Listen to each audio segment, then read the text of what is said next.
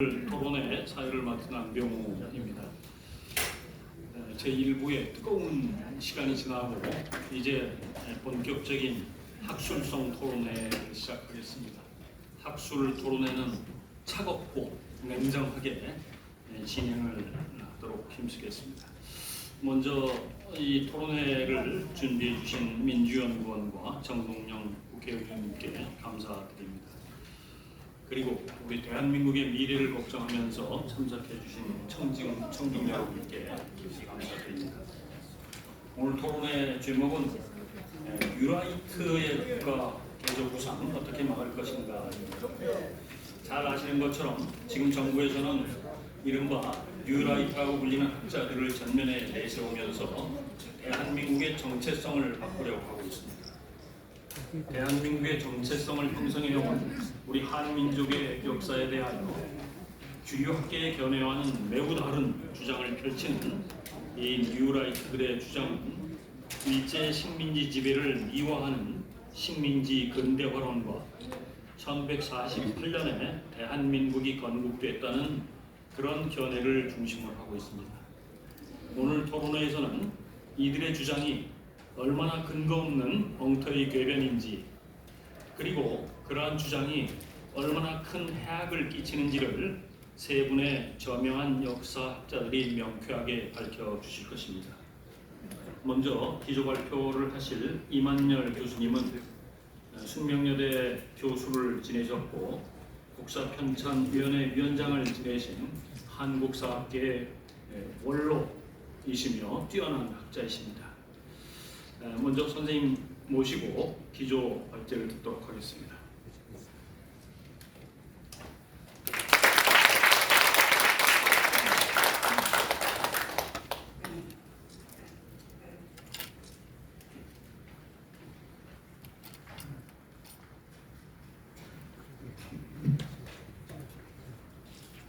제 발제문이 많이 깁니다. 그래서 제가 압축해서 시간대로 그냥 정리하도록 하겠습니다.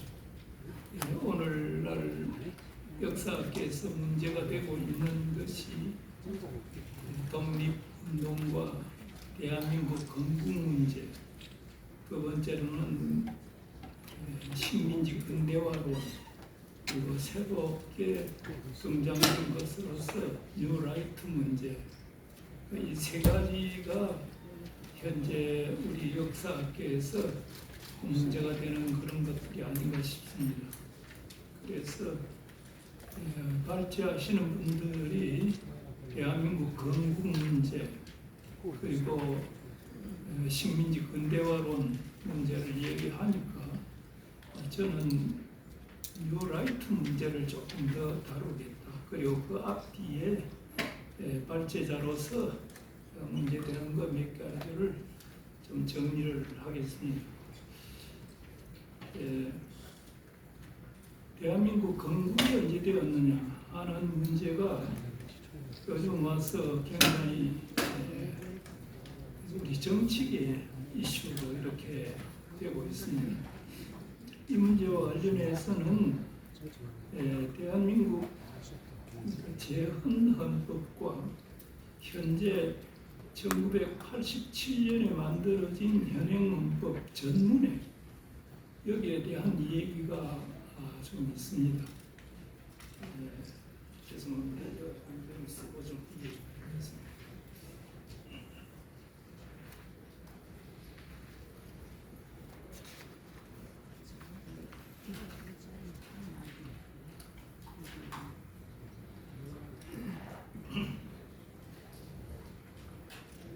제헌헌법 전문에는 유구한 역사와 전통에 빛나는 우리들 대한국민은 기미 3.1운동으로 대한민국을 건립하여, 여기 맨 앞에 그렇게 나옵니다. 여기 보면 분명하게 기미 3.1운동으로 대한민국을 건립하여 1919년 3.1운동 후에 건립됐다는 얘기입니다. 현행헌법 그 전문에 보면은 유구한 역사와 전통에 빛나는 우리 대한국민은 3.1운동으로 건립된 대한민국 임시정부의 법통과 그 다음에 4.19 혁명하면서 이걸 개선한다 하는 식으로 되어 있습니다. 물론 재헌헌법 전문에서 87년 헌법 전문으로 내려오는 그 사이에 박정희의 유신 독재 때 이 전문이 좀 없어졌습니다만은, 그러나 우리가 기본적으로 지키고 있는 것은 바로 헌법 전문에 나타난 이 대한민국 건국에 관한 얘기입니다. 사실 아마 나중에 한시중 교수께서 말씀을 하시겠습니다만은 48년 헌법을 제정할 적에 이승만이 의장으로서 이 헌법 전문이 필요하다. 훗날 후손들이 대한민국이 어떻게 이루어졌는지를 알도록 하는 그런 헌법 전문이 필요하다. 헌법 전문은 다른 나라에는 헌법 전문이 그렇게 없습니다. 그러나 대한민국의 경우는 좀 필요하다 해서 이승만이 의장으로서 사회를 하다가 이 헌법 전문과 관련해서는 의원으로 발언하기 위해서 의장석에서 내려가서 의원석에 앉아서 발언권 얻어가지고 이런 얘기를 좀 자주 했습니다. 오늘날 이승만을 추앙하는 사람들이 이승만의 그런 정신을 본받는 것이 필요하지 않느냐. 우선 제가 이 문제를 제기하는 것은 여기가 지금 국회입니다. 국회인데 그러면 왜 대한민국 건국에 관해서 지금 혼선이 오고 있느냐? 대한민국 재헌헌법과 현행헌법에 나타난 이 지금 문구 자체를 국회가 법률화시키는 이 작업을 안 했다. 그걸 해서 대한민국은 언제 이루어졌다 하는 것을 이 헌법 전문에 기초해서 했으면은 문제가 그렇게 없을 겁니다. 국회가 제의를 지금 하지 않고 지금 뉴라이트다 뭐다 이렇게 떠들어대는데 국회가 제의를 해라. 오늘 저는 이 얘기를 먼저 하고 싶습니다. 두 번째로 이 문제와 관련된 겁니다만은 1965년 6월 22일 우리가 잘 아는 그 한일 기본조약이 이루어졌습니다. 한일 기본조약 제2조에 보면은 이런 말이 있습니다.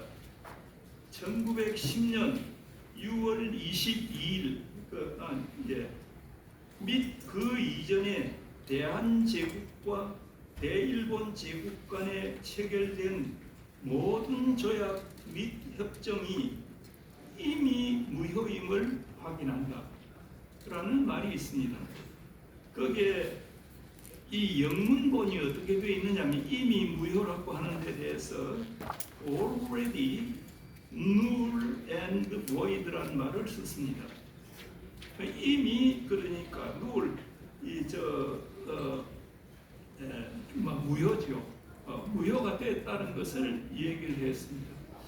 자, 이 조항을 넣고 일본과 우리나라 사이에 당시에 굉장히 논쟁이 벌어졌습니다. 일본은 이미 조항을 1945년 8월 15일이다. 그때부터 이미 이제 없어진 거다. 이렇게 해석한 데 비해서 우리 측에서는 이 이미는 대한제국 때부터 해당이 되는 거다 하는 걸 고수를 하고 주장을 했습니다. 그러다가 그 두 사이에 그 타협이 안 나오니까 그러면 각자 알아서 하기로 하고 이 문장은 그대로 두기로 그렇게 했습니다. 제가 왜 이 얘기를 하느냐 하면 정부에서 당시에 이런 교섭을 할 적에 도관이 있어서 이 얘기를 했을 겁니다. 그 임이라는 말을 일본 측에 대해서 임의는 대한제국 말기부터 닫고 얘기할 때는 그런 보관을 정부로서는 갖고 있었을 것이다. 자, 그러면은 국회가 이 말을 받아가지고 법제화시키는 일을 그동안에 국회가 노력을 했느냐? 전 그거 지금 이 시간에 따지고 여기가 국회니까 제가 이걸 좀 따지고 싶다는 겁니다. 이미 무효라고 한 거, 이 말을 정부는 정부대로 하고 국회는 가만히 있고, 그게 아니라 국회가 뒷받침을 해줬어야 된다. 그렇다면은 오늘날 대한민국 건국 문제에 대해서 혼선이 그만큼 덜할 것이다 하는 얘기를 우선 또 하고 싶습니다.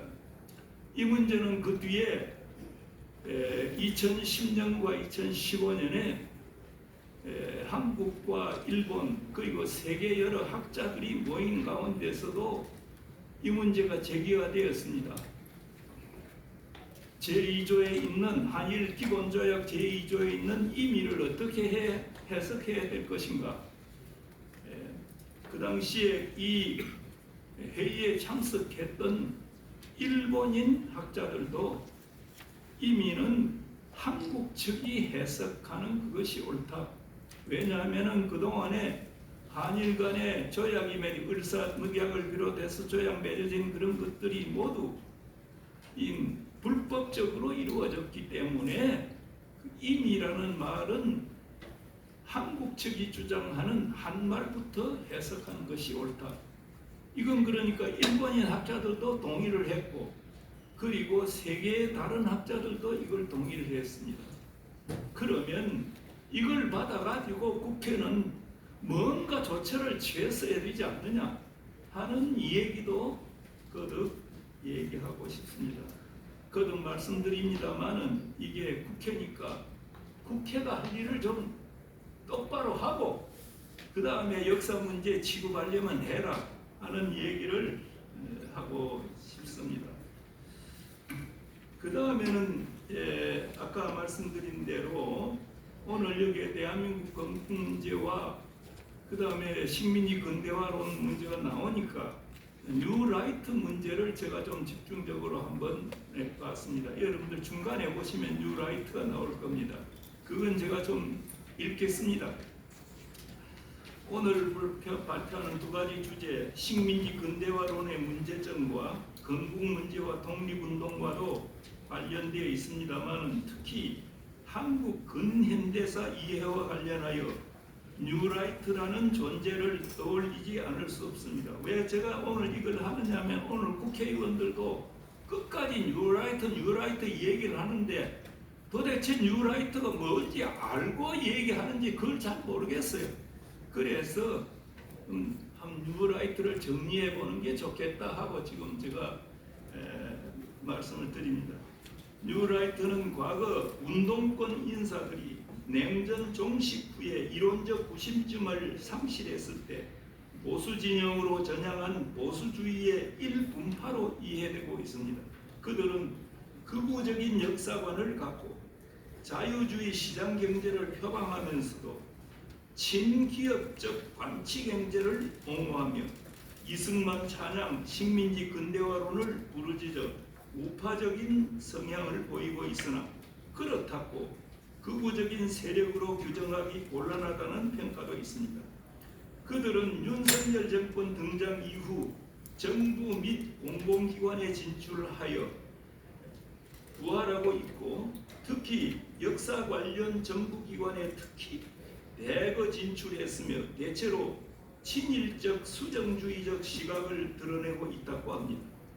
본인 스스로 뉴라이트라고 자임하는 경우는 많지는 않지만 뉴라이트계로 지목되는 이들이 윤석열 정부의 역사 관련 기관 25개 중 최소 21군데를 포함해서 여러 곳에 포진하고 있다고 전합니다.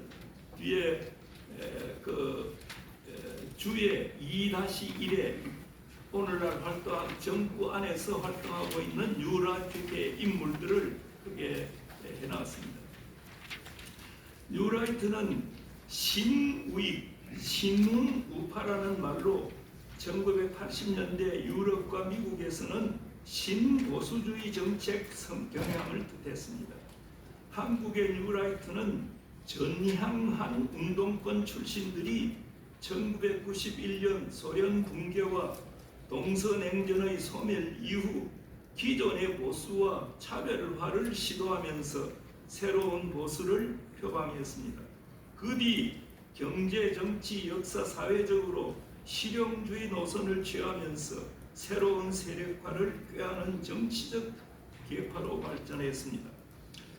김대중 노무현 정부를 거쳐 이명박 정권 때는 보수 권력의 싱크탱크 역할을 하면서 정치 세력화했고 이명박의 정책을 옹호하는 집단으로 변모, 새로운 보수를 표방했지만 사회 문제의 합리적 해결을 바라는 일반 대중으로부터는 점차 멀어지게 되었습니다. 이명박 정권의 실정으로 분열과 침체기에 접어들었고 박근혜 대통령의 탄핵으로 뉴라이트는 거의 멸절되다시피 했습니다. 그러다가 윤석열 정부의 출범으로 부활하기 시작했습니다. 그들은 기존 보수의 핵심 이념이었던 반공주의를 구시대적이라 비판하고 겉으로는 시장경제 중심의 다양화된 이념체계를 내세웠습니다. 또 신자유주의, 식민지 근대화론 등을 바탕으로 개인의 자유와 책임 등을 내세우기도 하지만 실은 신자유주의 이론을 바탕으로 수구, 집단, 기득권층의 결집을 강조하고 가진 자들의 이익을 극대화하며 정치 권력을 독점하려는 이데 볼록으로 시구되고 있습니다. 뉴라이트는 사회 진화론, 우생학적 인간관을 기초로 해서 적자 생존, 약육 강식의 논리를 현대의 인간관에 그대로 적용합니다.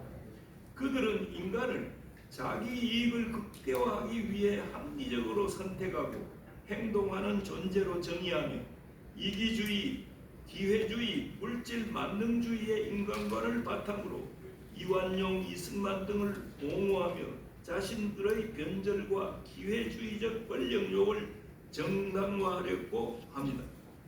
그들은 경제활동의 정부 개입 최소화와 자유시장 경제를 포방하지만 실제로는 대기업 친화에다 관치경제를 옹호하며 정부의 시장 개입과 대기업의 기득권 강화에 집중합니다.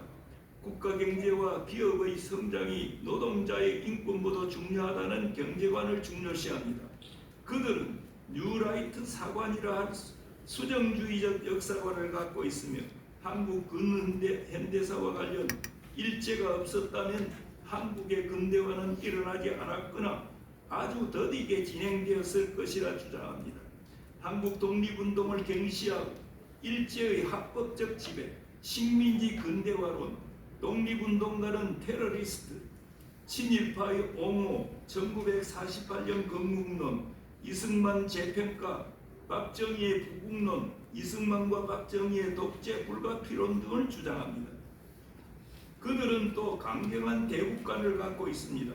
북한 정권을 주적으로 한 전쟁 불사론을 주장하며 반공주의를 중요한 정치적 기조로 삼습니다. 한미 군사동맹의 강화와 한일 군사동맹을 주장하면서 평화통일 정책을 종북주의라고 비판합니다. 광복회 뉴라이트 정의에 대해서는 제가 여러분들 봐주시면 좋겠습니다. 시간이 조금 됐지만은 뉴라이트의 변천만 보고 제가 마치겠습니다. 뉴라이트는 탄생과 성장, 침체와 쇠퇴, 부활의 세 시기를 거쳐서 지금에 이르렀습니다. 탄생과 성장을 보면 1990년대 냉전 해체, 1997년 대선의 김대중 승리로 최초의 평화적 정권 교체, 그리고 대북 포용 정책, 2002년 대선의 노무현 승리 등이 보수 세력의 위기를 가져왔다는 자체 판단 속에서 그들은 김대중 노무현 정부에 대항하며 조직화하기 시작했습니다. 기존 보수의 문제점을 쇄신하는 새로운 우파 뉴라이트로서 등장하기 시작했습니다. 그들은 종북 청산 시대정신과 자유주의 연대입니다. 전국적 조직과 좌편향 역사관 해소, 신자유주의, 시장경제 중시, 정부의 경제 간섭 최소화, 식민지 근대화론, 이승만 박정희에 대한 긍정적 재평가와 함께 낙성대 연구소 설립을 기반으로 1948년 건국절을 주장하는 한편 뉴라이트 재단을 설립했습니다. 구현하면 1998년 11월 김영환, 홍진표, 한기용이 시대 정신을 창간한 이래 2002년 8월 바른사회시민회의를 창립하고 2004년 11월 신지호 대표의 자유주의 연대 창립으로 이어졌습니다. 이때 동아일보는 2004년 11월부터 석 달간 뉴라이트 기획 기사를 내보내면서 정치부장이었던 이동관이, 그 유명한 이동관이 서구에서 사용하는 뉴라이트라는 명칭을 도입했습니다. 2005년 1월 박효정, 이영훈 서울대 교수 등이 교과서 포럼을 창립하고 같은 해 11월 김진홍 목사는 뉴라이트 전국연합을 출범했으며 제가 김진홍 목사하고 가까이 지나고 일을 초기에 많이 했습니다. 이때 김진홍 목사 찾아가서 너희 끊으라 몇 번 권했습니다.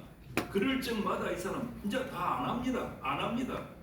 김진홍 목사 내한테 한 얘기가 그겁니다. 이제 안 합니다 소리를 매했는데 계속 하고 있었습니다. 전국연합을 출범했으며 2006년 4월 안병직은 뉴라이트 재단을 창립하고 시대정신을 재창간했습니다.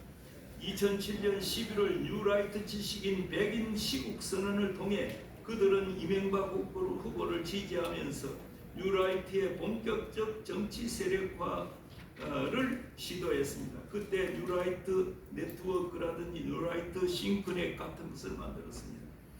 침체와 세태기 2008년 이거 그냥 넘어가겠습니다. 침체와 세태기에 있었고 그 다음에 부활이 되고 있다. 2022년 이후에 요것만 조금 보겠습니다. 문재인 정부 때 숨죽이고 있던 뉴라이트 세력은 윤석열 정부에서 다시 득세하기 시작했습니다. 국민의 힘에 뿌리가 없는 윤석열이 의지하고 있는 세력은 이명박계와 2017년에 창립된 한국자유회의 세력이었습니다. 최측근위로 김태효를 국가안보실 1차장으로 기용하고 그에게 대일 문제를 비롯한 대외관계를 맡기다시피 한 것은 뉴라이트로서는 복이지만 패착인 셈입니다. 그 뒤 일제 강제동원 피해자 제3자 변제 해법을 비롯해서 육군사관학교 홍범도 장군 형상철거 시도, 일본 사도광산 유네스코 등재 과정에서 보인 대일 저자세, 일본이 빠진 대통령의 광복절 경축사 등은 자연스럽게 이어졌습니다. 이런 상황에서 중요한 건 일본의 마음이라고 한 김태효의 말이나 일제시대 우리 선조들 국적은 일본이라고 청문회에서 당당히 언급한 김문수 고용노동부 장관 후보의 발언은 자연스러운 현상이었습니다. 그러면서 그들은 뉴라이트가 친일적이라는 것을 의식했음인지 나는 뉴라이트라고 당당하게 말하는 정치인이나 관료는 거의 보이지 않습니다. 그러나 뉴라이트 세력과 기존은 끈질의 생명력을 유지부활하고 있습니다. 국회니까 제가 마지막으로 몇 개 당부를 하겠습니다. 근데 그 전에 지금 많던 국회의원들 다 어디 갔어요? 이 말 들어야 되는데 어디 갔어요 다? 이런 식으로 하니까 참 대단히 안 됐습니다. 마지막으로 오늘 토론에 관련해서 국회에 한두 가지 당부를 드리겠습니다. 첫째, 간도 조선인 학살 진상규명 및 명예회복 문제를 촉구합니다. 제가 대표로 있는 시민모임 독립이 몇 년 동안 줄기차게 요구하고 있는 사항입니다. 이 법안은 간도 조선인 학살 100주년을 앞두고 작년입니다. 19대 때 국회 때 21대 국회에서 법안 안을 내놨는데 국회 본회의에 상정조차 못했습니다. 이번 22대 국회에서는 세 번째로 법률할 준비를 하고 있습니다. 저희들이 이 얘기하지만 정말 이게 될지 안 될지도 모릅니다. 예. 작년에 100주년 100명 의원이 발의를 했지만은 본회의에 상정조차 못했습니다. 저희들이 좀 알아보니까 이걸 국제사법재판소로 가져가야 되겠다 하니까 국제사법재판소에 가져가려면은 먼저 국내에서 문제 해결을 위한 어떤 노력을 했느냐, 예를 들면 국회에서 무슨 결의라도 했느냐 하는 걸 국제사법재판소에서 요구한다는 겁니다. 그러니까 거기에 제소도 지금 못하고 있습니다. 또 하나는 요 최근에 와서 이야기되고 있는 후쿠시마 마루 사건입니다.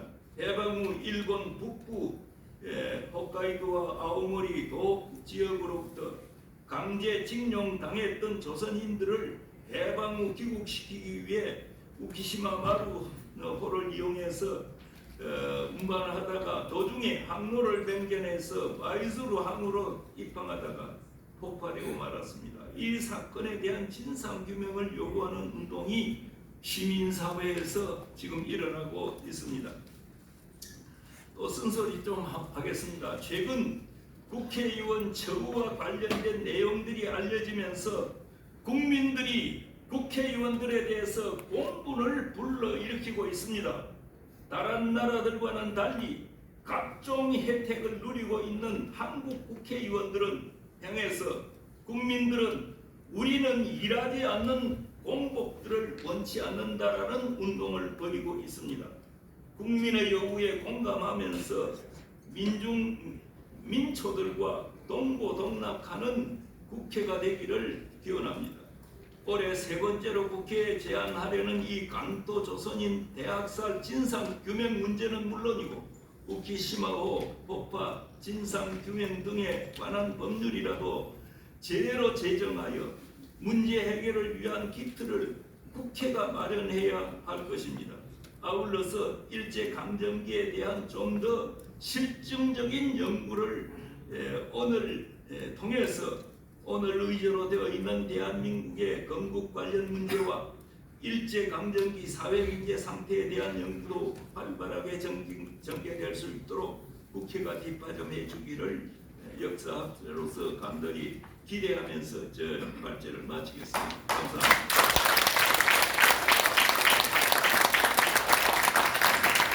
분명하게 정리를 해주셨습니다. 아울러서 국회에 대해서 여러 가지 요구를 해주셨습니다.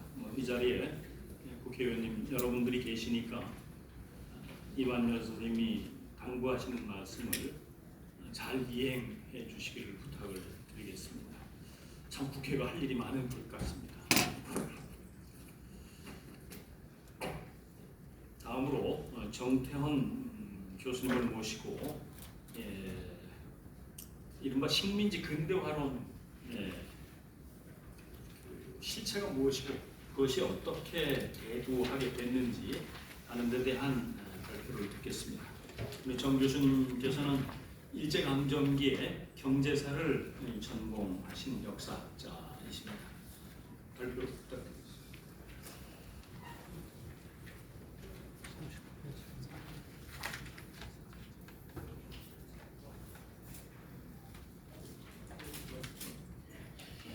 예, 반갑습니다. 좀 소개받은 정태헌이라고 합니다. 이만열 선생님이 노학자께서 질타를 하셨습니다. 그럴 만큼 사실은 이런 자리가 필요가 없을 만큼 상식적인 얘기를 이렇게 또 특별하게 자리를 만들어서 이렇게 해야 되는 상황이 좀 아쉽습니다. 사실은 그런 아쉬운 상황을 만든 것이 이만열 선생님 말씀을 이어서 좀 한다면 민주당의 책임도 상당 부분이 있는데 좀 민주당의 국회의원들께서 공부를 좀 많이 하시고 대책도 좀 많이 치밀하게도 준비를 하시는 기회가 되길 바랍니다. 식민지 근대화론 뭐 누라디 이러면 이제 경제적인 얘기를 오늘 주로 다루겠습니다. 경제적인 얘기를 하면은 사람들이 이렇게 통계 가지고 뭘 얘기를 하니까 그럴듯하게 생각하는 좀 착시 현상을 좀 일으키는 것 같아요.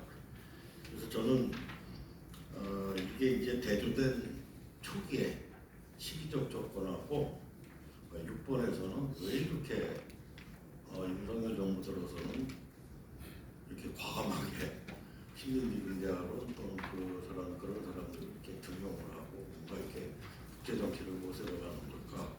무엇 때문일까? 이 얘기가 사실은 더 중요할 텐데 나머지 2번, 3번, 4번, 5번은 주로 경제적인 얘기입니다만 한마디로 요약을 하면은 본인 그 자본주의 경제, 시장 경제 이러면은 국가라고 하는 거를 별로 이렇게 안 중요하게 생각을 하는데 자본주의 경제의 가장 핵심적인 기반은 국가입니다. 국가. 자꾸 저 교과서적으로 시장 경제만 얘기를 하면 이제 거기서부터 시작점이 좀 틀려진다는 말씀을 좀 드리고 싶습니다. 뭐 이 시민지 근대화는 뭐 다르게 서술적인 용어로 하면 시민지 시혜로 지배 뭐 이런 얘기인데 이건 대항해 시대 이래로 수백 년간 지속이 된 얘기입니다. 일제 시대에 들어오게 되면은 뭐 시민사 이런 거를 이제 받아들인 경우가 이제 최근에 식민지 근대화론자들인데, 근데 지금이 저 2014년 10월이니까 해방된 지 지금 80년 차에 접어들고 있습니다. 80년 차에 들어와서 왜 이렇게 이런 얘기가 나올까? 그러니까 당연하게 이제 생각을 해보시면은 우리가 풍살도 시절에는 이런 얘기 나올 적이 없습니다. 어느 정도 한국 경제가 좀 발전을 하면서 대략 그것이 1980년대 말입니다.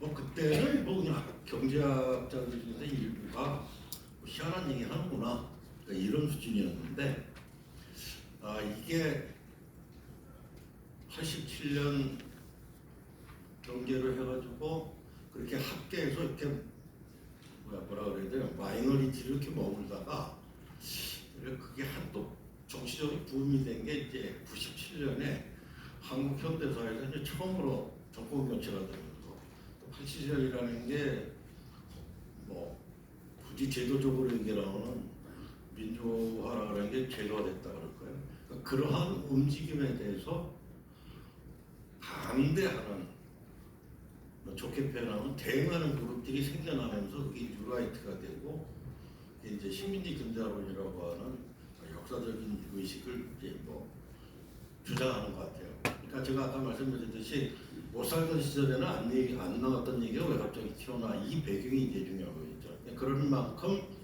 그만큼 이 논리가 정치적이고 좀 자기적이다.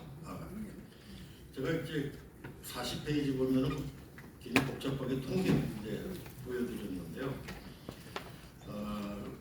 위에 게 이제 한국 1인당 소득이고 가로로 한 게 이제 일본의 1인당 소득입니다. 한국이나 일본이나 60년대, 70년대, 80년대 소득 수준은 굉장히 급격하게 높아집니다. 근데 높아지더라도 특히 80년대 후반에 이르게 되면은 80년대까지는 일본 경제가 최고화음을 이룹니다. 최고화음을 이루는데도 한국 경제, 한국의 소득 격차가 그렇게 안 좁혀져요. 우리 이때는 이제 뭐 자동차도 수출하고 전자산업이 주문자 생산에서 이제 자체 생산을 모색하던 그 시기하고도 연결이 됩니다. 그래서 이제 지금 말씀드렸던 대로 한국 사회에서 이제 민주화 투쟁이 되고 87년 개헌이 이루어지고 경제 발전이 이제 국제적으로 국내외적으로 가시화가 됩니다. 그 상징적인 게 이제 88 올림픽이고, 근데 요 무렵에 이제 해외 나갔던 동료들 이렇게 얘기를 들어보면은 한국 경제에 대해서 그 나라가 좀 관심이 많다. 시기적 조건으로는 세계사적 조건은 냉전 붕괴라고 하는 상황하고 연결이 됩니다. 그리고 이제 일본이 경제적으로 피크를 이루어졌죠.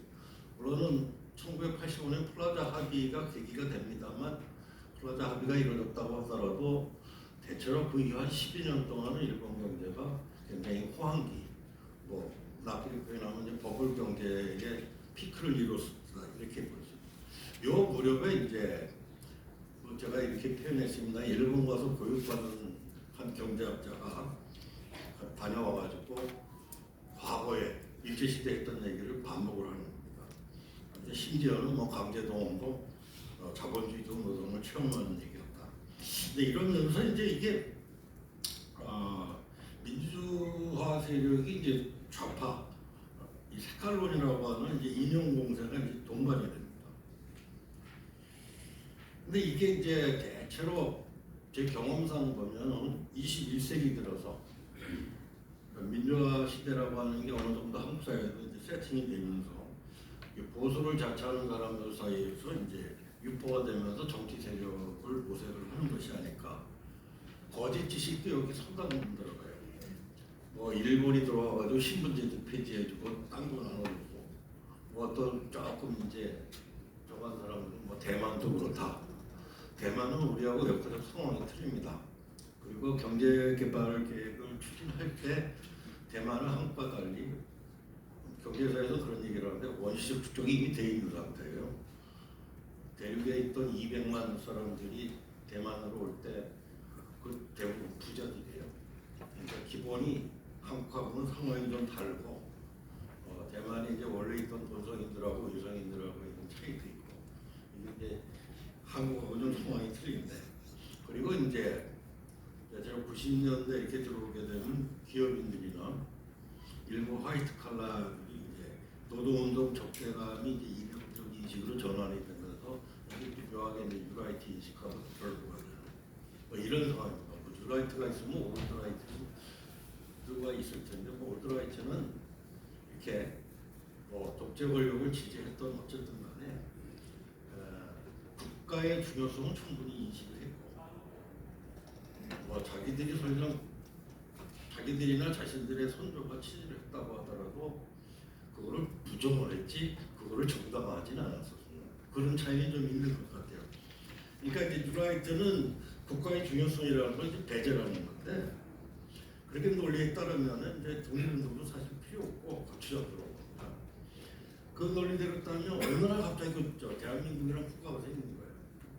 이거를 어떻게 해석을 할 거냐 이거는 이제 한시중 선생님이 이제 말씀해 주실 거니까 제가 더 거론은 안 하겠습니다만은 이승만을 소환하는 근저는 민주화운동을 적대시하고 독립운동을 적대시하는 이런 걸로 이제 사실 이승만을 소환하는 거지 그 양반들이 이제 이승만을 제대로 알고 하는 얘기인지 잘 모르겠어요. 하나만 좀 말씀을 드릴게요. 뭐 임시정부뿐만이 아니라 독립운동을 폄하할 때 뭐 그 사람들이 뭐 애써가지고 저 독립된다 있다고 얘기를 하는 사람들이 있는데 사실 2차 대전 시기에 세계사를 지구를 딱 펼쳐놓게 되면은 완전한 식민지가 돼서 자력으로만 해방을 선취한 사례는 단 한 피스도 없습니다.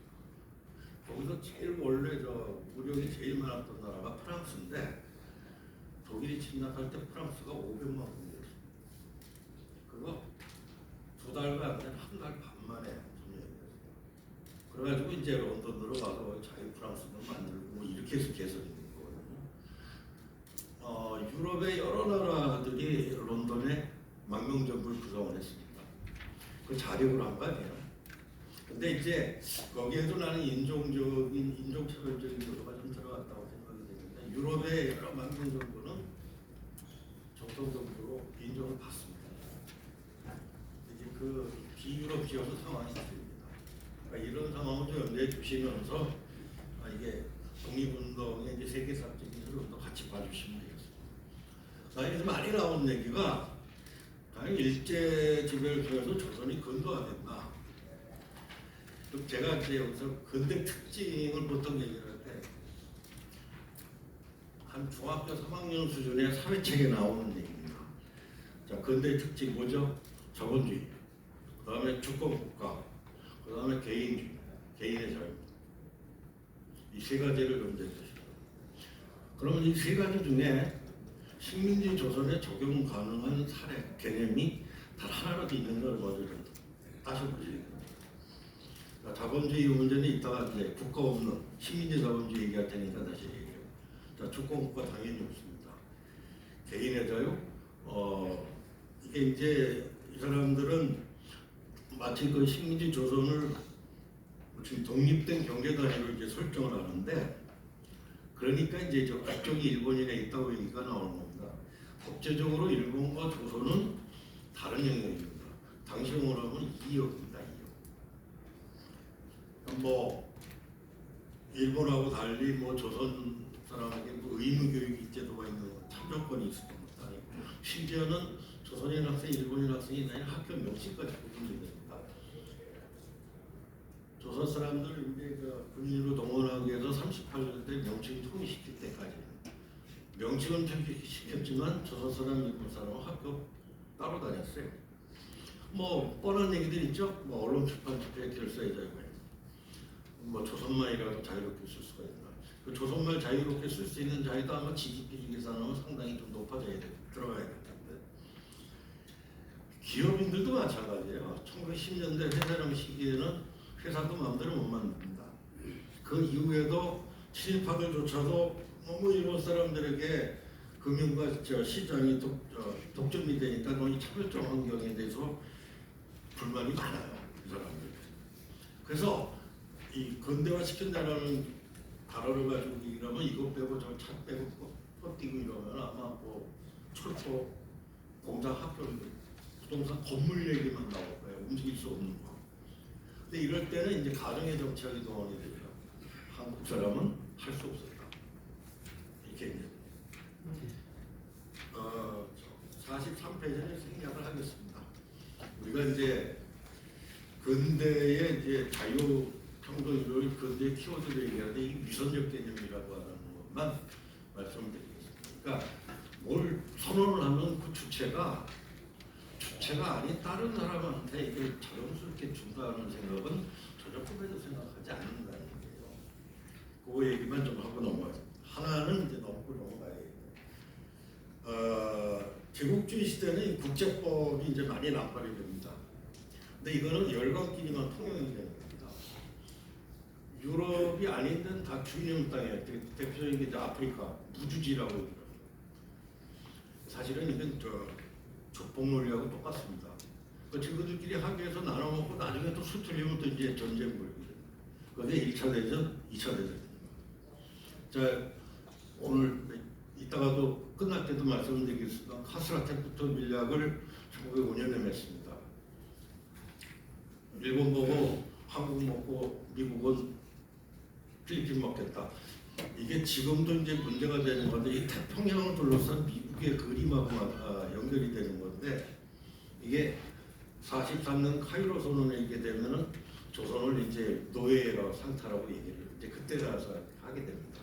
그러니까 국제적 논리라고 하는 거를 수시로 이제 변한다는 점을 이제,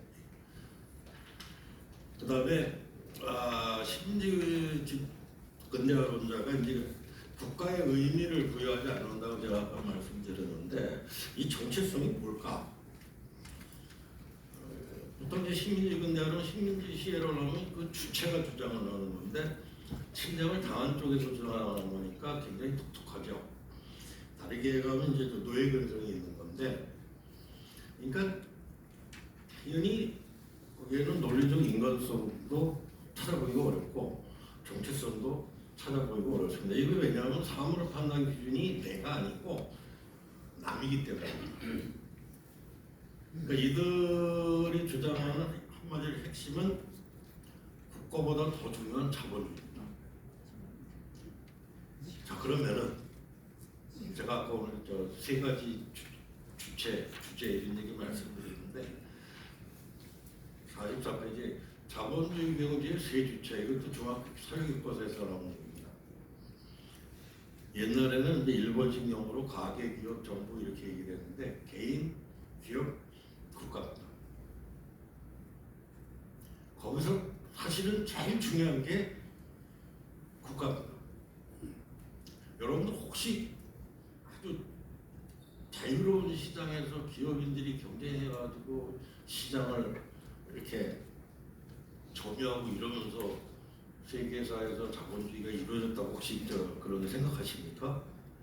그런 역사는 세계사를 보면 단 한 번도 있어본 적이 없습니다. 그러니까 영국이 이탈리아가 그렇게 도시국가가 발전하고 돈도 도시국가들이 많은 경우가 있는데 왜 어느 시기 들어오면 균형으로 갔을까요? 이태리 통일이 늦었기 때문입니다. 영국이 왜 그렇게 세계 경제를 주름잡았을까요? 5분 정도. 국가의 지원이 있었기 때문입니다. 많은 이 거론이 프란시스 드레이크라고 하는 사람이 스페인 무역함대에 승리했던 사람인데 이게 영국 왕실의 비호를 받는 공인 해적 출신입니다. 근데 영국 산업혁명을 얘기를 하면서 여러분들 그 전기기관이든지 영국의 기술력만 얘기하는 분들이 있는데 사실은 그 이면에 더 중요한 거를 빠뜨리면 안 됩니다. 보다 인도의 면직물을 인도가 완전히 폭망시킵니다. 그때까지 유럽 시장을 상당 부분 관철하고 있었던 면업이 인도의 면업입니다.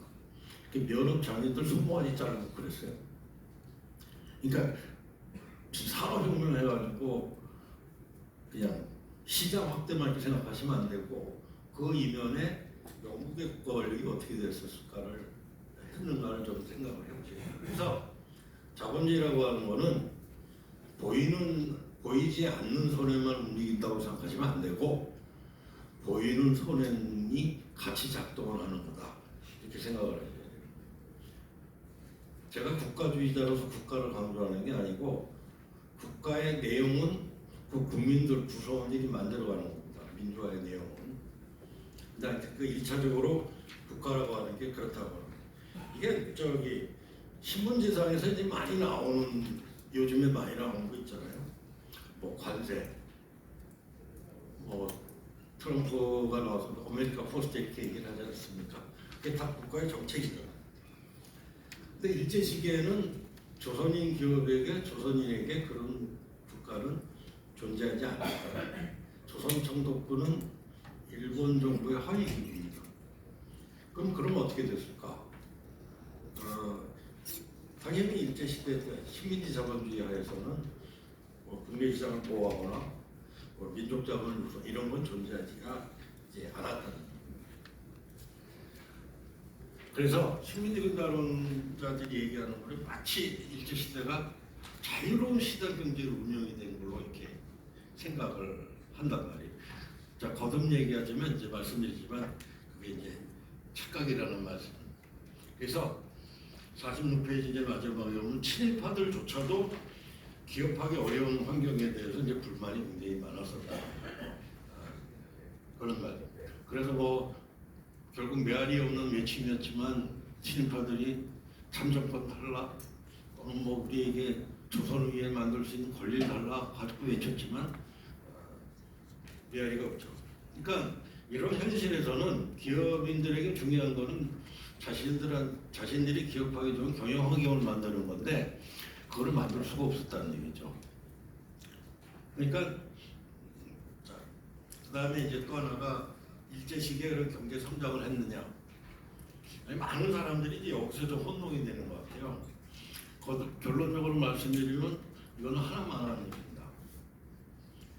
제가 중간에 썼는데 척박한 토지에서 좋은 곡식을 수확할 수가 없고 삐쩍 마른 소에서 좋은 우유를 만들 수가 없습니다. 즉 식민지의 개발과 성장이 없는 제국주의 지배적지는 그만큼 효율적이 아니라는 얘기입니다. 그러니까 어떻게 해야 되죠? 이러려면 제대로 뽑아보려고 식민지를 제대로 뽑아보려고 그러면 자금을 투여하고 개발을 해야 됩니다. 그래서 그거를 가지고 가야 됩니다. 그러니까 현상적으로 보면은 경제는 성장을 합니다. 근데 그게 귀결점이 어떻게 됐냐를 봐셔야 되는 거예요. 그러니까 일제시대 경제를 두고 수탈이냐 개발이냐 이렇게 보는 거는 의미가 없어요. 수탈이냐 개발이냐 양자택일에서 선택해라 하는 놈은 그런 나쁜 놈이에요. 수탈과 개발은 동전의 양면입니다. 주체가 우리가 아니라고 하는 사실이 있기 때문에. 그래서 뭐 그리고 이제 뭐 그런 얘기도 있어요. 1910년대 조선 총독법하는 통계가 부실해요. 그러니까 분모가 워낙 낮으니까 좀 외형적으로 성장률이 좀 높아 보이는 것도 있죠. 그래서 이거는 30년대에 이현선 김사님이 숫자 조선 연구에서 성장한다는 얘기 해요.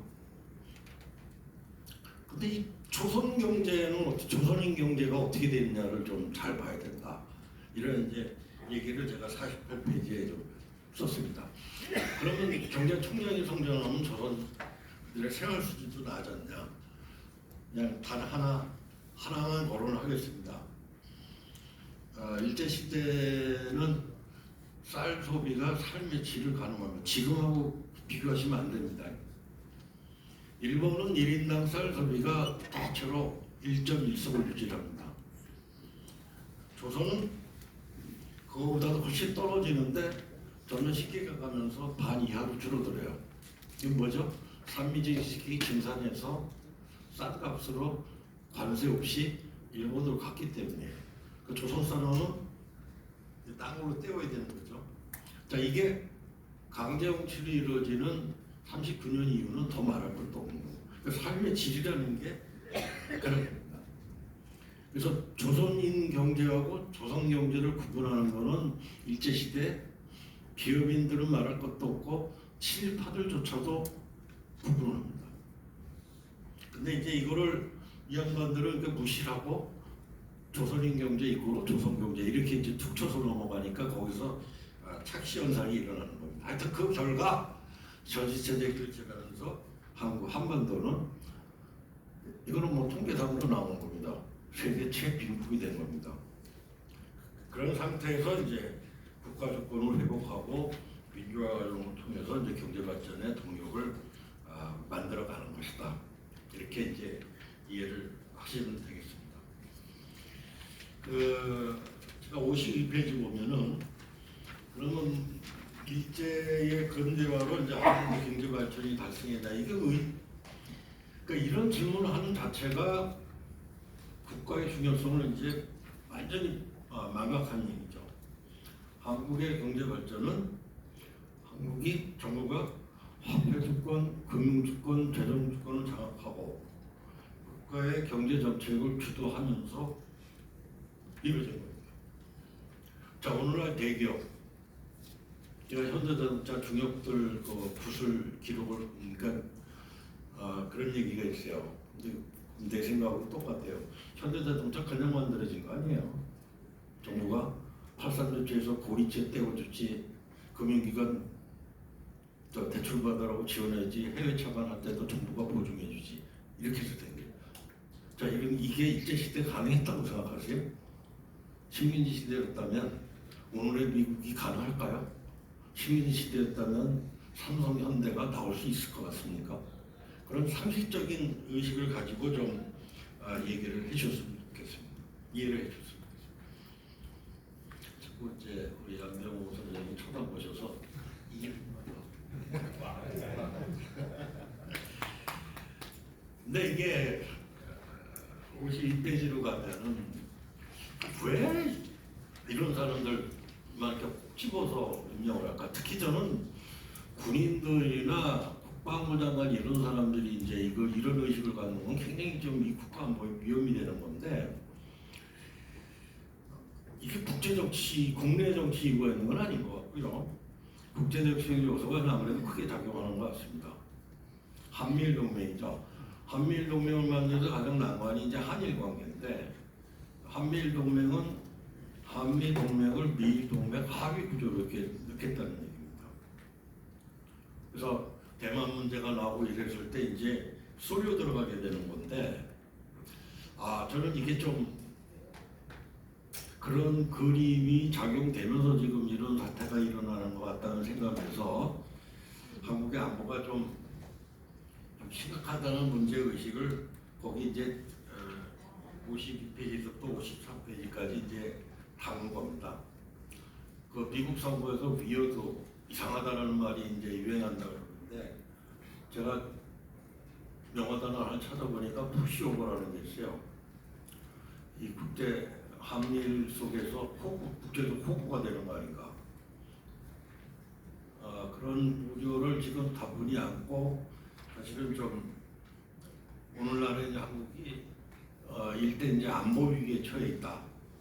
이런 좀 우려가 좀 대단히 크기 때문에 여기 이제 국회니까 국회의원들이 좀 문제의식을 좀 심각하게 가질 때라고 이제 생각을 합니다. 네.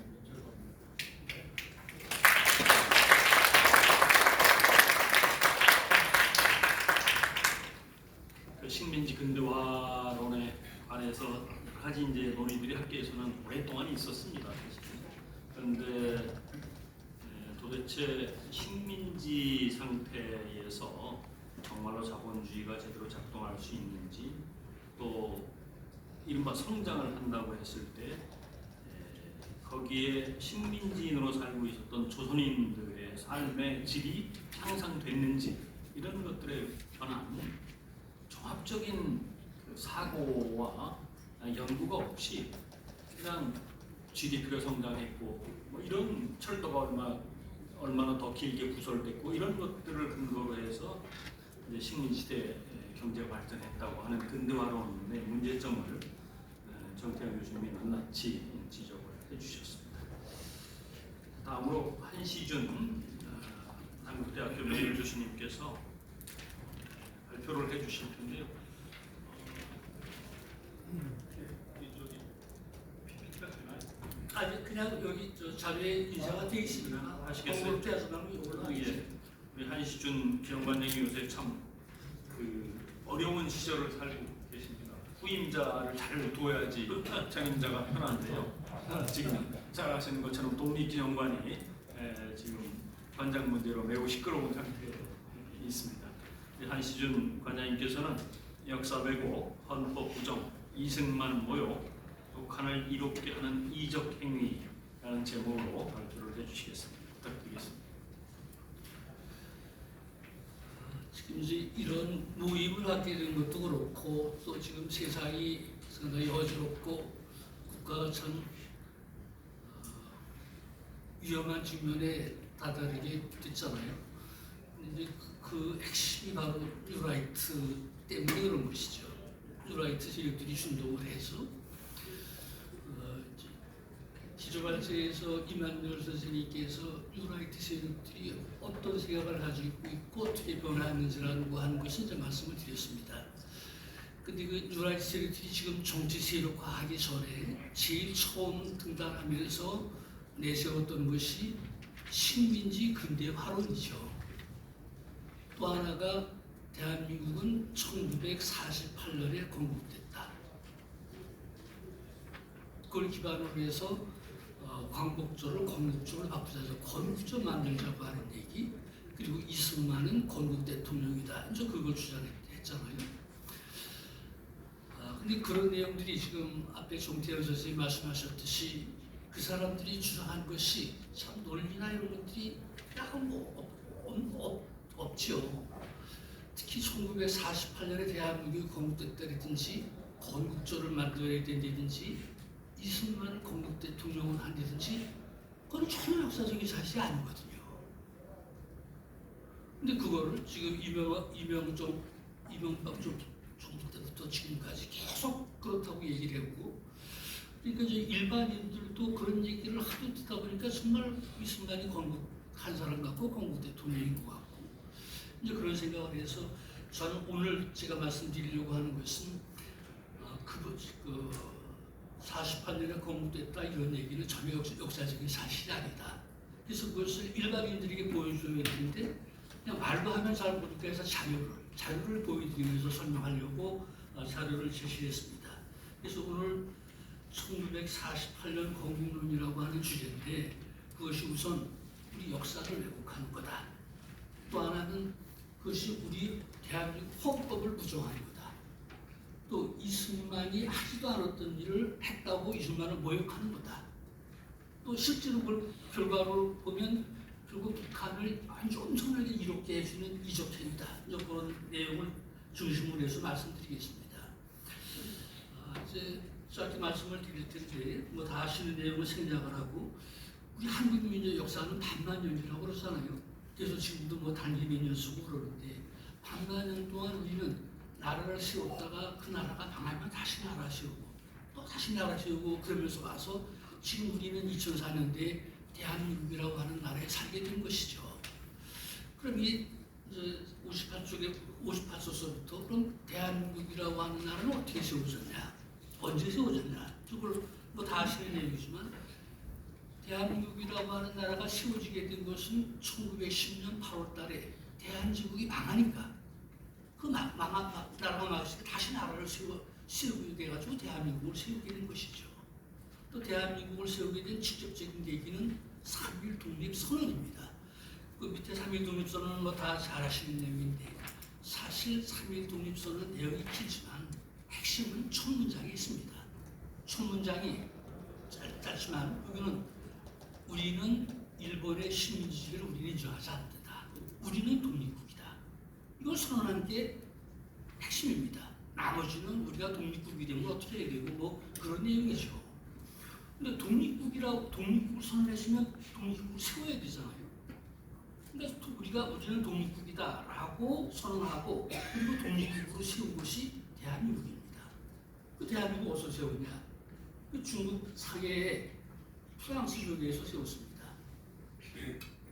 독립국을 세워야 되는데 국내에서 세울 수가 없잖아요. 일본이 차지했는데 만주, 연해주, 우리나라 사람들이 이주에 있다고 우리 땅인 줄 알지만 만주, 연해주, 러시아 땅, 중국이 관리들이 통치하는 땅입니다. 거기 있는 중국 관리들, 러시아 사람들이 한국 사람들을 어떻게 보겠냐? 뭐 나라 뺏기고 불쌍한 사람?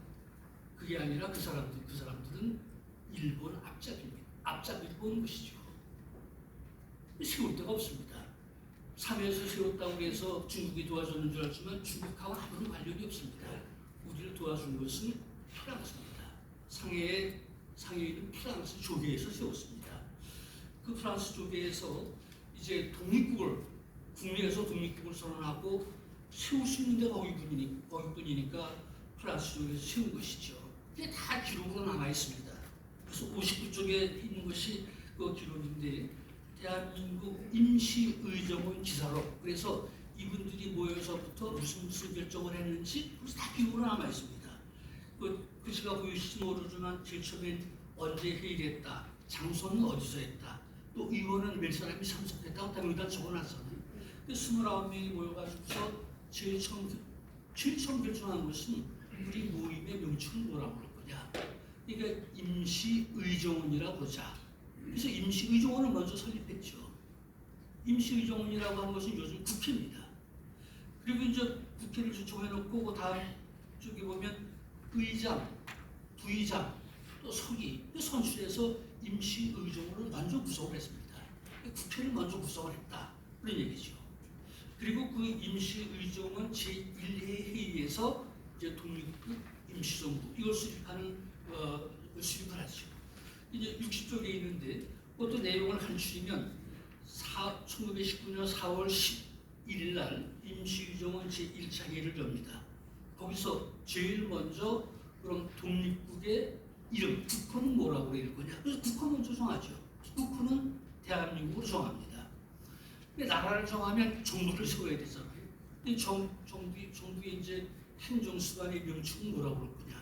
행정부서는 뭐를 줄 거냐? 그런 걸 결정을 하죠. 그래서 수반 명칭은 국무총리라고 그러자. 행정부서는 내무, 외무비에서 6개를 두자. 그 두 번째 결정한 게 관제입니다. 그리고 세 번째는 그럼 국무총리는 어떻게 하고 각부 총장들은 어떻게 하고 그래서 국무원을 선출했습니다. 그랬더니 국무총리에는 이승만 박사가 선출이 되고 내무총장이 안창호 그래서 강원도를 선출한 것이죠. 그래서 정부를 구성했습니다. 그 정부를 운영하려고 하면 헌법이 필요하잖아요. 그래서 마지막으로 헌법을 제정해서 대한민국 임시헌장이라고 헌법을 제정해서 보냈습니다. 이것이 1919년 4월 11일 날 있었던 그 과정입니다. 60점 밑에 보면 거기 국호, 관제, 국무원의 관한 선출 그 있잖아요. 그 네번 쳐놓은 거에 보면 먼저 국호를 대한민국이라 칭하자. 근데 먼저 국호를 대한민국으로 정했습니다. 그래서 우리 역사에서 대한민국이라고 하는 나라가 세워지는 것이죠. 이것이 역사입니다. 또 61쪽에 보면 저 헌법을 제정했는데 헌법이 제일 처음에는 10개 조였지만 이 10개 조 내용이 대단히 중요합니다. 그래서 헌법학계에서는 이걸 뭐 분석하고 했는데 제1조에 보면 대한민국은 민주공화국함. 보면 그 조항 내용을 보면 아주 중요한 내용들입니다. 우리 역사에서 단군이 고조선을 세워가지고 1910년 대한민국이 망할 때까지는 군주가 주권을 가진 그런 시대에 있잖아요. 근데 지금 국민이 주권을 갖는 그런 시대로 변하는 것이죠. 1910년까지 전직 군주주의였잖아요. 근데 민주공화제로 변하지 않았습니까? 바로 제1조가 대한민국 민주공화제로 그렇습니다. 또 그 제10조 한번 말씀드리면 임시정부는 국토회복 후 만 1년 내에 국회를 소집합니다. 국회라고 하는 명칭이 되어 있어요. 지금 우리 국회의원들 계시지만 지금 대한민국의 국회가 국회라고 하는 이름을 누가 지었는지 거의 모르죠. 지역국회에서 지역국회 48년 지역국회 소집됐을 때 국회라고 하는 이름을 정하는 줄 알지만 지역국회 때 자기들 이름 정한 일이 없습니다. 국회라고 하는 명칭은 바로 대한민국 임시정부 헌법에서 정하는 것입니다.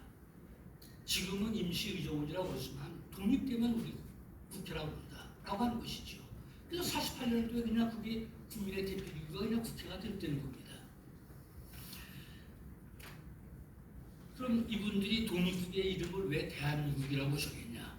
대한민국이라고 하는 것은 대한제국에서 제자를 민자로 바꾼 것입니다. 제자는.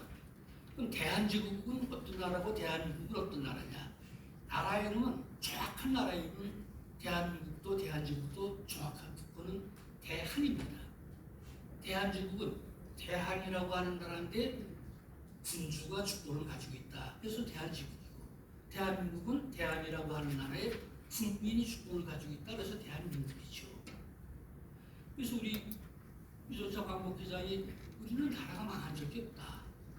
우리는 대한이라고 하는 나라에서 그냥 나왔다. 그냥 제국에서 민국이 변한 것이다. 그렇게 얘기한 거잖아요. 그럼 이 사람들이 그럼 제자를 민자로 어떻게 바꿀 생각을 했느냐. 그게 여러 가지 아무런 그걸 자료를 확인할 수 있는 것이 1917년 이게 대한민국 임시정부 수립하기 2년 전에 상해에 있던 분들이 대동단결 선언이라고 하는 걸 발표해요. 대동단결 선언이 그 62쪽 밑에 읽는데 쭉 읽어보면 융희 황제가 삼보를 포기한 8월 29일은 즉 오임 동지가 삼보를 계승한 8월 29일이니 삼보라고 하는 것은 국민 주권 영토, 즉 국가를 얘기하는 겁니다. 융희 황제가 주권을 포기한 8월 29일은 우리 동지들이 삼보를 그대로 계승했다. 기간에 순간도 정신이 무합니다. 그래서 그동안에 한 번도 잠시도 끊어져 본 적이 없다. 그 옆에 추천드리면 경술련 융희 황제의 주권 포기난 즉 국민 동지에 대한 묵시적 선언이니 그래서 고종 황제가 주권을 포기했다. 주인으로 못하겠다고 포기했다. 그것은 고종 황제가 우리한테 묵시적으로 주권을 먼저 선언해 준 것이다. 그러니까 우리는 마땅히 국민들이 주권을 받아야 된다. 그래서 대한제국의 주권자가 제일돼 주권자가 이제 민으로 바뀌는 것이죠. 그래서 대한민국이 되는 것입니다. 그런 것이고 그 뒤에 63쪽에 국가 구성 3연서 이런 거 한 것은 1948년에 대한민국이 공국됐다고 하는 것은 사실 근거가 없습니다. 그러니까 근거가 없으니까 이 사람들이 한 것은 대한민국 임시정부가 국가가 아니라고 자꾸 부정을 하죠. 이제 부정하는 논리가 국가가 되려면 국민 주권 영토가 있어야 되는데 있냐? 이 갖췄냐? 이제 그래서 제시하는 것입니다. 이것은 1919년 9월 11일 날 대한민국 임시정부에서 계속 다정한 헌법입니다. 거기 1조에 보면 대한민국은 대한인민으로 조직함. 대한민국의 주권은 대한인민 전체에 있습니다. 대한민국의 강토는 구한제국의 판도로 정한 그래서 헌법 1, 2, 3조의 국민 주권 영토를 다 규정을 해놨습니다. 이제 이걸 그 전에 지금은 유라이트에 본 처음 사람들은 안 그러고 이제 지금 아류처럼 늦게 공부한 사람들은 지금도 국민 주권 영토 어쩌고 그러고 뭐 강원도지사가 이번에도 뭐 그렇게 얘기했다고 하는데 지금 이제 그래서 이명박 정부 때 그런 부분이나 국민 주권 영토 얘기 나와서 이거 헌법으로 제시했죠. 그랬더니 그 사람들이 헌법에만 그렇게 하는 거 어떻게 합니까? 실효적으로 통치하고 지배하지 못했는데 그건 소용이 없다. 만약에 그런 논리라고 하면 지금 대한민국도 정식국가가 되기 어렵다. 지금 대한민국 헌법에도 대한민국의 영토는 한반도와 부두적도서를 한다고 되어 있잖아요. 한반도는 백두산까지 중앙만 압록강까지가 다 한반도죠. 그리고 우리는 헌법에만 규정해놓고 실효적으로 통치하지 못하고 있잖아요. 그러니까 이제 그 후에 그런 소리 못하죠. 요즘 사람들이 그 얘기하는 것은 내용도 모르고 하는 얘기죠. 그렇고 또 64쪽 가면 이제 대한민국 정부가 수립돼서 독자적인 언어로 사용했다. 이거 상당히 중요한 얘기입니다. 언어로 사용한다고 하는 것은 아무나 사용 못하는 거잖아요. 자주독립국의 상징이죠. 그래서 대한민국 임시정부는 수립하고 나서 곧바로 대한민국이라고 하는 국호를 언어로 사용했습니다. 그래서 그 언어로 사용했다고 하는 얘기들이 유라이트 쪽에서 얘기가 국호를 어떻게 영어로 사용합니까? 그래서 중국도 청나라가 망하고 중화민국이 세워지잖아요. 중화민국도 중화민국이라고 하는 국호를 그대로 영어로 사용합니다. 하지만 이제 그렇게 논리가 안 되는 얘기를 자꾸 했는데 대한민국 임시정부에서 모든 문서에서 다 서기 언어 안 쓰고 다 대한민국 명령 썼습니다. 그래서 그런 자료를 제시해 드린 것이고 뭐 국경일 그것은 뭐 다 아시는 얘기니까 그렇고 67쪽으로 가면 대한민국이 1948년에 건국됐다고 했는데 1948년에 대한민국 정부가 수립되는 과정도 기록으로 다 남아 있습니다. 지혜롭게 속기록에 다 기록이 있습니다. 거기도 보면 48년에 정부가 수립되는 과정은 5월 10일 날 총선거를 해서 198명 의원을 뽑았습니다. 그분들이 5월 31일 날 모여서 국회를 제일 처음 열었습니다. 그리고 먼저 헌법을 제정했습니다. 그리고 7월 10일 날 헌법을 공포했죠. 그 헌법에 의해서 대통령을 선출했습니다. 7월 20일 날 이승만 박사가 대통령 선출이 됐죠. 그리고 이승만 박사는 7월 24일 날 국회에 대통령 취임식을 했습니다. 그리고 이제 이승만 대통령한테 행정장관들을 임명하는 권한을 줬습니다. 그래서 대통령이 취임하고 나서 이승만 대통령이 각 행정부 장관들을 다 임명을 해가지고 8월 15일 날 이렇게 정부를 수립했다라고 선포했죠. 이게 다 그런 과정입니다. 물론 이제 과정 속에 보면 69쪽에 보면 여기 대한민국 정부 수립하는 과정인데 거기에 어디서도 자기들이 대한민국이라고 하는 나라를 건국했다.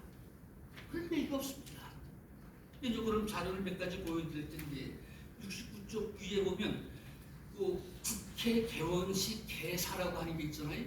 이게 이제 5월 31일 날 이승만 국회의장이 국회를 여는 개원사를 한 것입니다. 이게 짧지만 이게 엄청나게 상징적인 의미를 가지고 있습니다. 우선 보면 자기가 연도를 대한민국 30년 그랬잖아요. 그리고 가로치고 단기 몇 년 그랬습니다. 이때는 국회를 여는 막 뽑아가지고 개원했습니다. 뭐 헌법도 제정한 일이 없고 연호를 쓰자고 결정한 일도 없습니다. 이승만은 대한민국 30년 임시정부가 쓴 연호 그대로 쓴 것이죠. 또 여기 보면 대한민국 국회의장을 했잖아요. 국회를 막 열 때 국호를 결정한 일도 없습니다. 근데 대한민국 국회의장을 했잖아요.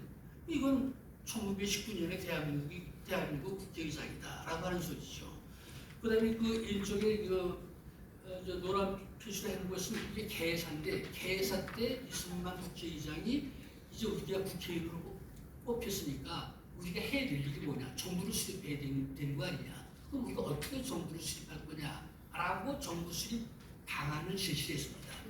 이제 안 보이시니까 70쪽에 보면 위에 먼저 우리가 먼저 헌법을 제정하고 대한독립 민주정부를 재건설하자. 근데 이 미국을 언제 한 것이냐? 이건 김인년 3월 1일에 한 거다. 또 이 국회에서 건설된 정부는 김인년에 수립된 임시정부를 계승하는 것이다. 그래서 이게 29년 만에 우리 부활시키는 거다. 또 미국 여론도 김인년에서 쓰자. 이 얘기는 지연국회에서 우리가 새로운 나라를 세우고 어떻게 하자 그런 얘기가 아니잖아요. 1919년에 세워진 것을 그대로 계승하자. 그래서 성실하자 그런 얘기죠. 이승만이라고 하는 분은 국가를 새로 건국하자고 한 일이 없습니다. 한 가지만 더 보여드리면 그 밑에 있는 것이 대한민국 헌법이라고 지연헌법이잖아요. 이 지연헌법에 아까 우리 이면열 선생님께서 말씀하셨지만 전문이 들어가 있습니다. 그 전문에 보면 김인년 3.1운동으로 대한민국을 건립하여. 그 대한민국은 언제 건립된 거냐? 김인년 3.1운동은 1919년이잖아요. 그래서 지연헌법에 대한민국은 1919년에 건립됐다라고 하는 것을 아직 못 박았습니다. 근데 더 한 것은 지연헌법에 전문이 들어가게 된 거는 아까 임면열 선생님께서 다 말씀하셨지만 이승만 박사가 고집해가지고 한 거예요.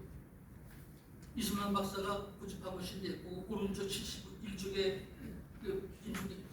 밑에 있는 것이 이제 지연헌법 속기록인데 이승만 의원이 가서 헌법 전문에 이런 내용차라고 제안할 내용입니다. 그래서 안 보이시니까 72쪽에 하는 걸 보면 이승만은 자기가 직접 전문에 들어갈 내용을 작성해가지고 옵니다. 그래서 거기 뭐라고 얘기하면 우리는 우리의 정신을 헌법에 작정할 생각이 있어서 말씀한다. 그래서 그러니까 헌법 격투에 전문을 써놓자. 그리고 우리들 대한민국민은 유구한 역사와 전통에 빛나는 민족으로서 김인년 3.1 혁명에 걸기하여 처음으로 대한민국 정부를 세계에 선포했다. 이승만은 3.1 혁명이라고 얘기를 했습니다. 근데 이제 헌법기초위원들이 제일 처음에는 전문 넣는 걸 반대하다가 이승만 박사가 설득을 하는 게 있습니다. 그 설득하는 것이 밑에 있는 것인데 우선 헌법기초위원들이 전문이 필요 없다고 반대하니까 이승만 국회의장이 우리가 정부 수립을 안 밝혀놓으면 이 정부 이거 누가 세워주는 거냐? 이 정부는 미국이 세워주는 거 아니냐? 근데 우리는 미국이 정부를 세우기 전에 우리는 이미 1919년에 우리는 정부를 세웠지 않냐? 또 지금 미국 사람들이 한국, 일본에 와가지고 미국 사람들이 떠든 게 뭐냐? 이 동양의 민주주의라고 하는 걸 몰랐는데 우리가 와서 민주주의를 심어준다. 지금 그러고 있지 않냐? 근데 우리는 미국 사람들이 민주주의 심어주기 전에 우리는 이미 1919년서부터 우리는 민주공화제 시작했다. 그걸 알게 될 거 아니냐? 또 한 가지 한 것은 우리가 어떻게 정부를 수립했다고 안 해놓으면 야, 우리 후대들은 우리 선조들은 나라 뺏겼어도 아무 짓도 안 하고 있다. 아무런 일도 안 하고 있다가 미국이 세워줘서 그런가 보다. 그렇게 할 거 아니냐. 그래서 여기 이스마엘 회장이 지금 속기록에 보면 그래요. 우리가 이때까지 진력해오지 않았냐. 그걸 우리 후손들이 알게 하기 위해서도 노력했다. 그러니까 결국 헌법기초위원들이 의장님이 작성해가지고 오신 것은 문맥이 그렇고 그러니까 제가 손을 보겠습니다. 그렇게 하라. 그래서 헌법 전문이 들어간 거예요. 그래서 헌법 전문에 대한민국은 1919년에 건립된 거다라고 하는 것을 우겨서 넣은 게 이승만 박사입니다. 그런 분을 1948년에 대한민국을 건국했다고 건국 대통령이라고 그런 거 아니에요? 그게 참 그러는 거죠. 그래서 이제 마지막으로 말씀드리면 1948년에 대한민국이 건국됐다고 하는 것은 이건 전혀 역사적인 사실이 아니고 역사를 아주 완전히 왜곡하는 것입니다. 왜곡하는 것만 아니라 역사를 농단하는 것이죠. 유라이트들이 지금 역사를 농단하고 있는 것입니다. 아무도 안 걸 가지고. 그리고 더 큰 문제는 대한민국 헌법을 부정하는 것이죠. 아까 목사님께서 말씀하셨듯이 재헌헌법에도 전문에 그렇게 돼 있고 현행헌법에도 그렇게 돼 있는데 그 헌법을 부정하는 것입니다. 그리고 이승만을 모독하는 것이죠. 이승만을 건국 대통령이라서 이승만을 모시는 것 같고 주장하는 것 같지만 실제로 내막을 들여다보면 이분들은 이승만을 깎아내리고 이승만을 지워요. 모독하는 것뿐만 아니라 이승만은 건국 대통령, 초대 대통령 그러잖아요. 이승만은 대통령을 2번 했어요. 1919년에 대한민국 임시로 대통령 해가지고 25년까지 한 6년 동안 대통령 했잖아요. 48년에 또 대통령 돼가지고 60년까지 대통령을 했습니다. 근데 이승만 초대 대통령, 건국 대통령이라고 하면 48년에 제일 처음 대통령 된 사람? 이승만은 그 전에도 대통령 했었는데 왜 이승만 대통령도 막 지워버리고 이승만을 막 이용하는 것이죠. 그래서 제가 어디 가서 뉴라이트들이 이승만 띄우고 이러는 것 같지만 실제로는 이승만 앞세워서 앵벌이 한 거다. 참 그런 일이고 또 하나는 마지막으로 말씀드린 이 북한을 엄청나게 이롭게 해주는 이적행위인데 해방되고서 남북에 각각 대한민국하고 조선민주주의민국하고 수립됐잖아요. 남쪽은 북쪽을 인정하지 않습니다. 북쪽은 남쪽을 인정하지 않죠. 그래서 서로 계례라고 부르죠. 계례 도단이라고. 그건 자기네한테 민족의 정통성이 있다 그런 얘기입니다. 근데 누가 정말 계례인지 정통성을 어디에 있는지라고 하는 것을 확인하는 길은 우리가 당군서부터 해서 대한제국하고 1919년에 대한민국 세워졌고 우리 역사가 그렇게 이어졌다. 그게 민족의 정통이다. 그러면 우리 1948년에 대한민국이라고 하는 나라가 있었는데 삼각선 북쪽에 김일성 집단이 그걸 따고 만든 거 아니에요? 그럼 계례가 두는 게 분명해지잖아요. 근데 그걸 다 1948년에 대한민국이 건국됐다고 하면 남쪽에서는 이승만이 건국하고 북쪽에서는 김일성이 나라 세우고 그래서 그냥 같은 대등한 관계를 만들어 버리는 것이죠. 그러니까 이게 북한하고 대등한 관계를 만들어주는 그런 꼴이 되는 것이고 북한은 그 정통성 문제 때문에 북한에서는 대한민국 정부를 인정하지 않습니다. 철저하게 부정합니다. 거기 조선민족해방투쟁사나 조선전사 이런 데서 대한민국 정부는 아주 엄청나게 비판하고 가서 정치노름한 것으로 그렇게 얘기를 하고 있습니다. 그래서 지금 뉴라이트가 주장하는 것은 식민지변노랑도 마찬가지고 대한민국이 48년에 건국됐다. 이승만이 건국 대통령이다. 전혀 역사적인 사실하고는 아무런 관계가 없습니다. 사실 자체가 아닙니다. 또 그렇게 하는 것은 헌법도 부정하고 정말 북한을 저들이 이렇게 해주는 아주 이적행위하는 그런 짓입니다.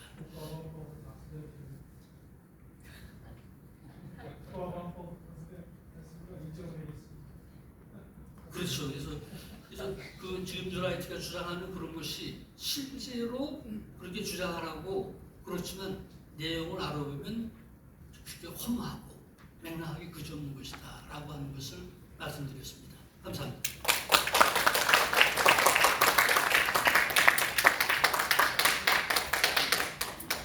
이른바 1948년에 대한민국이 건국됐다라고 하는 주장이 얼마나 근거 없는 이야기인지 하는 것을 한신일 교수님께서 조목조목 다 밝혀 주셨습니다. 이제 발표는 마치고요.